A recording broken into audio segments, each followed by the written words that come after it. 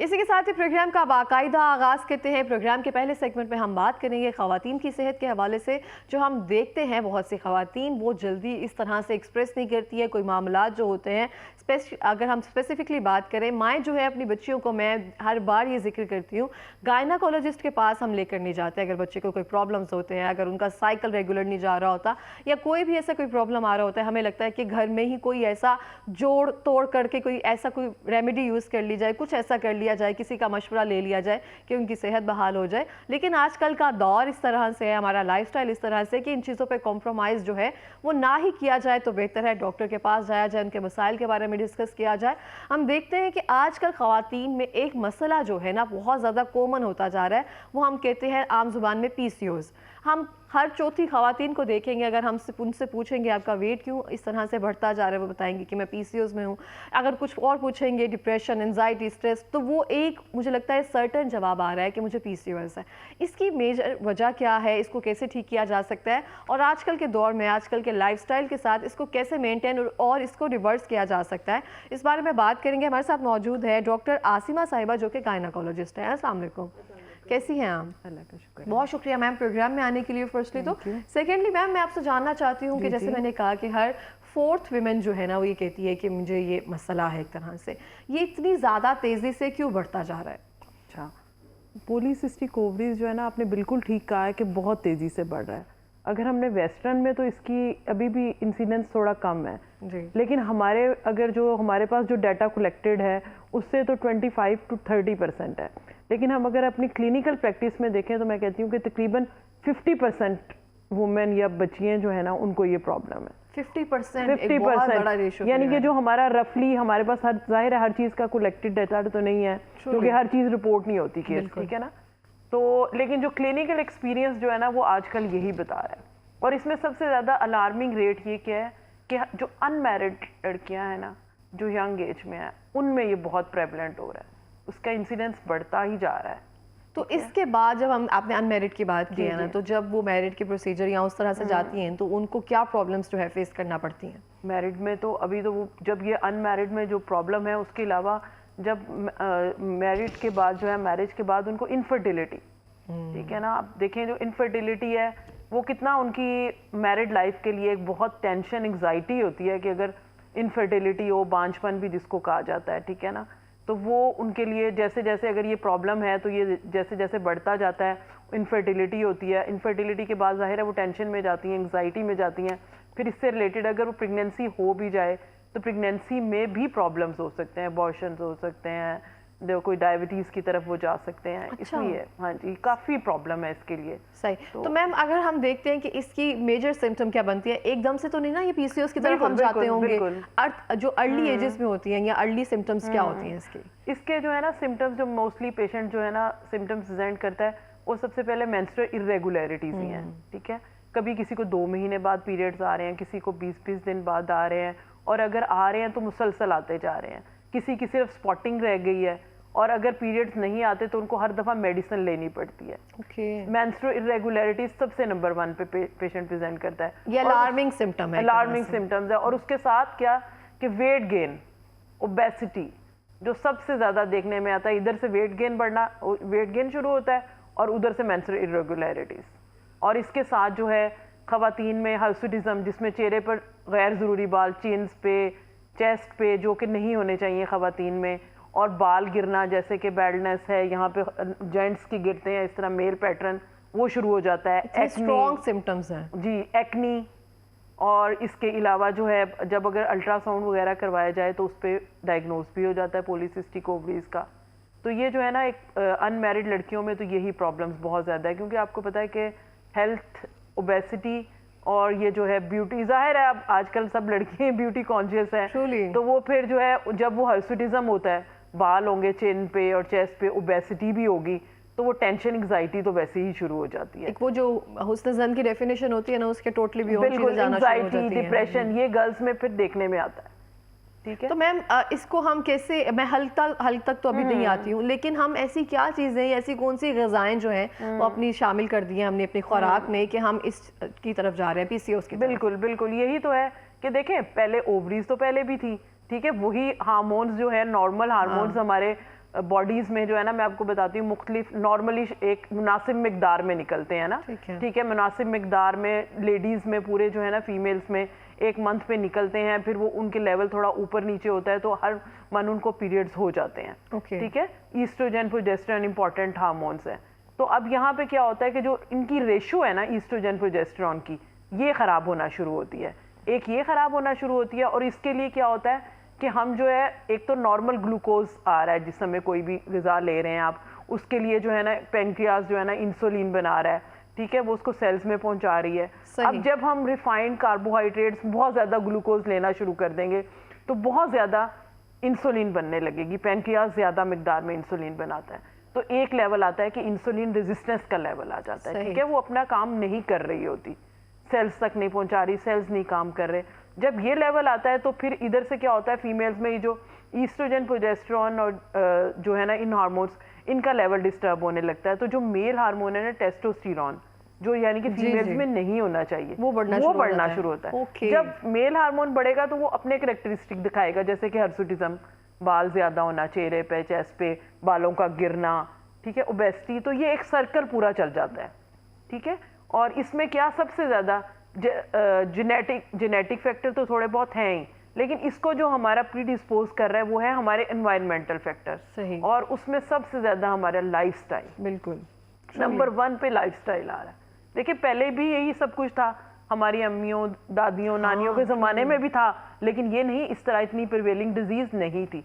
अब क्या हो गया, जंक फूड है बहुत ज़्यादा, fast food, burger, shawarma, pizzas, drinks, और डेली बेसिस पे आप जितना मर्जी बच्चों को मना कर लें, रोज़ घर में रात को शाम को कोई ना कोई डिलीवरी आ रही है, ठीक है। और इसके साथ पहले फिजिकल एक्टिविटी थी, ठीक है ना, चलते थे फिरते थे, काम ज्यादा था, जो भी था, लेकिन फिजिकल एक एक्टिविटी थी, सब लोग काम कर रहे थे। आजकल क्या है, खाया बैठ कर और फोन, सेडेंटरी लाइफस्टाइल, ठीक है ना, गैजेट्स, ये मोबाइल हैं, लैपटॉप है, वहीं आए कॉलेज से आए, स्कूल से आए, वहीं पे बैठे हैं, खा रहे हैं, और फिर साथ ही इनका मोबाइल्स का यूज़ है, लैपटॉप्स का यूज़ है, गैजेट्स का इस्तेमाल, और स्लीप क्वांटिटी जो एक ड्यूरेशन होना चाहिए ना 6 to 8 आवर्स का, वो हमारा अब क्या हो गया, सारी रात जागते हैं और सुबह को सोते हैं।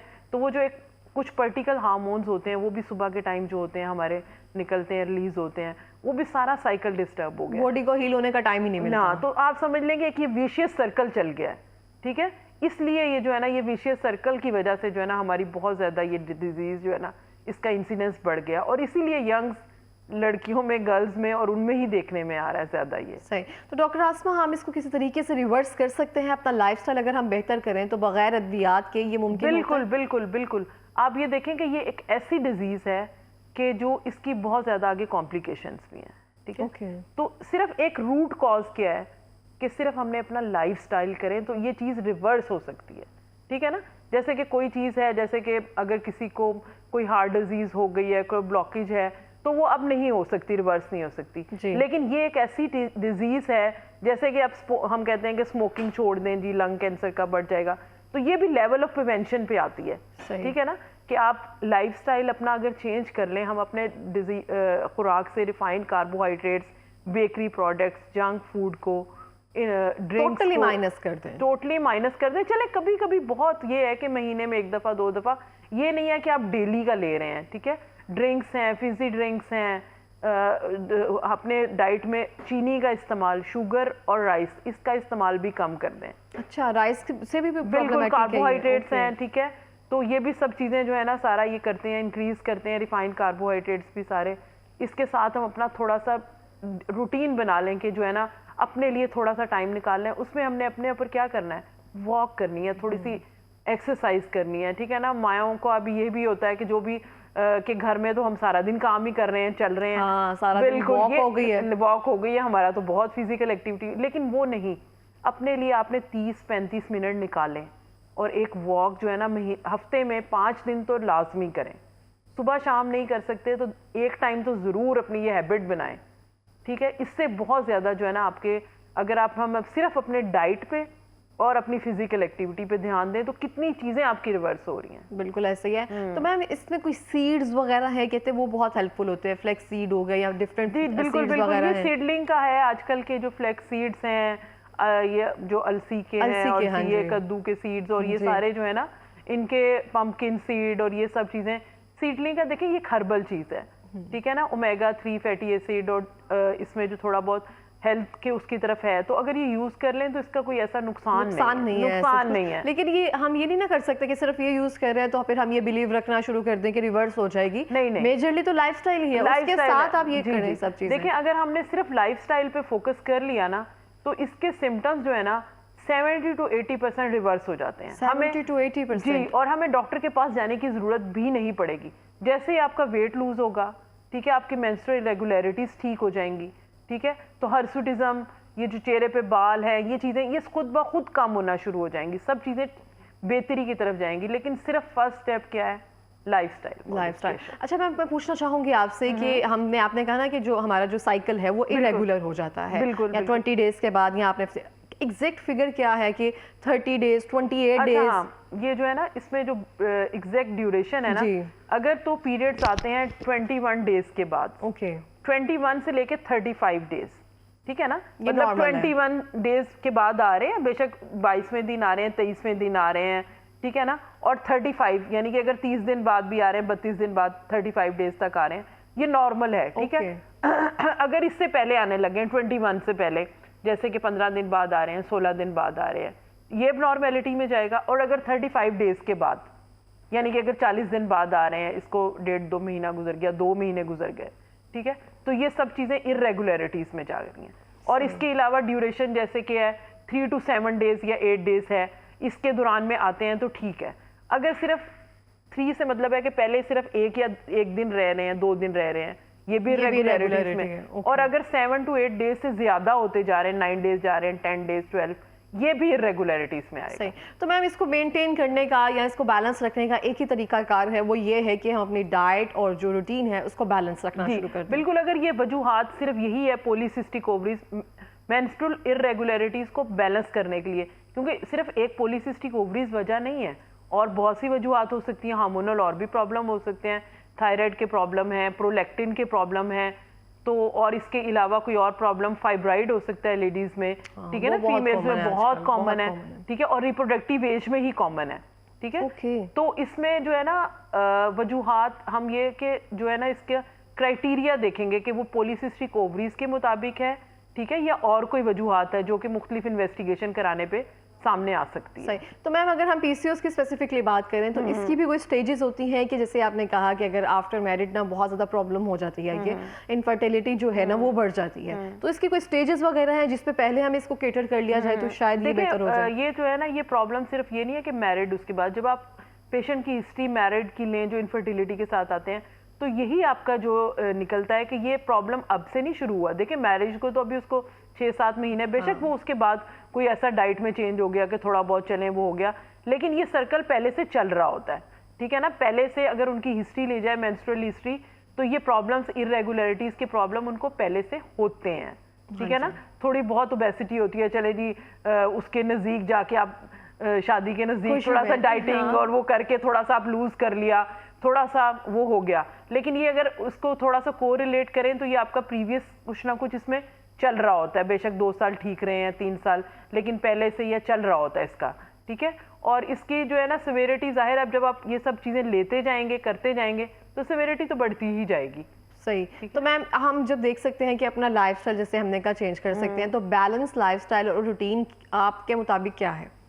बैलेंस तो लाइफस्टाइल की मैंने पहले भी डाइट की बात की है कि जैसे हमने आप अपनी डाइट में ऐसी क्या चीजें शामिल करना शुरू कर दें? हमने सिंपल, जो हम पहले घर में बनी हुई चीजें सिंपल खाते थे, ऑर्गेनिक फूड खाते थे, ठीक है ना, बस घर का बना खाना, घर का बना पहले खाते थे ना हम खाना, सब लोग, ठीक है ना। ये वेजिटेबल ऑयल्स और ये चीजें नहीं थी, घर के बने हुए जो भी ऑयल थे, ठीक है, जो भी था, लेकिन घर में हम बने हुए खाते थे ना, इतना, क्योंकि ना ये प्रोसेस मीट, प्रोसेस फूड, ये चीजें तो नहीं थी, ठीक है ना। हम देखते हैं ना आजकल प्रिजर्वेटिव फूड जो है वो इतना आम होता जा रहा है, रेडी टू कुक हर चीज। जो प्रोसेस फूड है उसमें क्या है, प्रिजर्वेटिव्स ही यूज किए ना। अब हमें नहीं पता कि वो 4 महीने पहले के बने हैं, 6 महीने पहले के बने हैं। अच्छी बात है आपने तो किया, हाँ। इसलिए कि पहले क्या है कि पहले हमने अपने पुराने उसके इधर लाइफस्टाइल पे चले जाएं कि सिंपल घर का बना हुआ और वही फ्रेश बना हुआ खाना खाएं, तो ये हमारी चीज़ें बहुत सारी कम हो सकती कम हो सकती है। हमारे पास लास्ट 2 मिनट है, कोई पैगाम देना ये चाहेंगे? पैगाम यही है कि जो पॉलीसिस्टिक ओवरीज है ये सिर्फ ओवरीज तक महदूद नहीं है,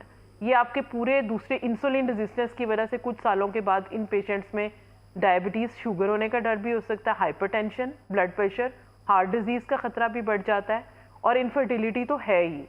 तो हमारे पास टेक होम मैसेज यही है कि पहले, दूसरे, तीसरे नंबर पे lifestyle modification, lifestyle modification, lifestyle modification, और उसके मुताबिक फिर उसके मुताबिक जो बाकी सिम्टम्स हैं उनकी भी ज़ाहिर है ट्रीटमेंट तो है।